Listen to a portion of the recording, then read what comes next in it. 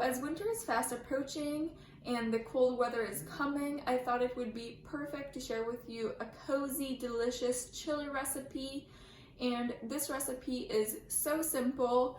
I do share which vegetables I like to add to my chili, but of course you can add any vegetable of your choice.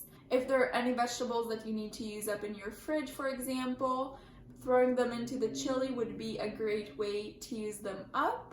So now, without further ado, let's get into this chili recipe.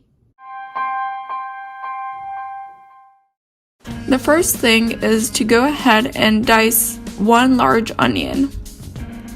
Then take 2 large carrots and slice them into half circles.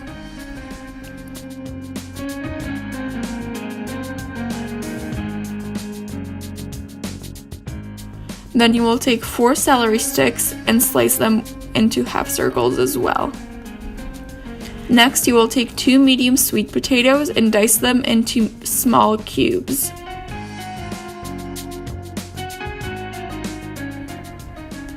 Then you can take 3 to 4 medium potatoes. I chose to use mini colorful potatoes for this one and cut them into small cubes. You will also be needing a can of diced tomatoes, or you can use 3 to 4 fresh tomatoes. You will want 3 to 4 cups of black beans, 3 to 4 cups of pinto beans, and then the condiments are up to your taste, but I like to add 1 teaspoon of chili flakes, 1 teaspoon of black pepper, 2 teaspoons of pink Himalayan salt, 2 teaspoons of cumin, and 2 teaspoons of paprika. Once you have all your ingredients, go ahead and heat up a large pot and add some vegetable broth to the bottom of the pot. Add in the onions, carrots, and celery. Mix and let it cook for about 5 to 7 minutes.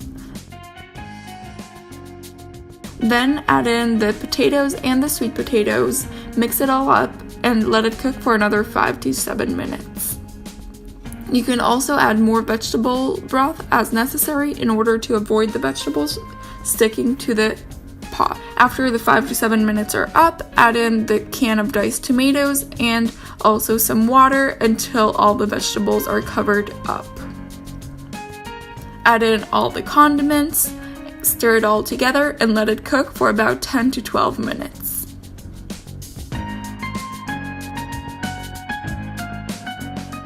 Next, you will add in the black beans and the pinto beans, either that you pre-cooked or from a can, and then mix it once again and cook for another 5 to 7 minutes. Then it is time to serve it up and enjoy. Don't forget the full recipe will be in the description below.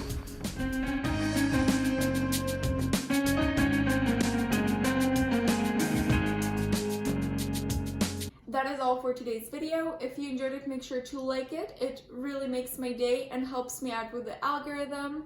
Also, if you haven't already, make sure to subscribe down below to join the Living Life Simply community and never miss another video.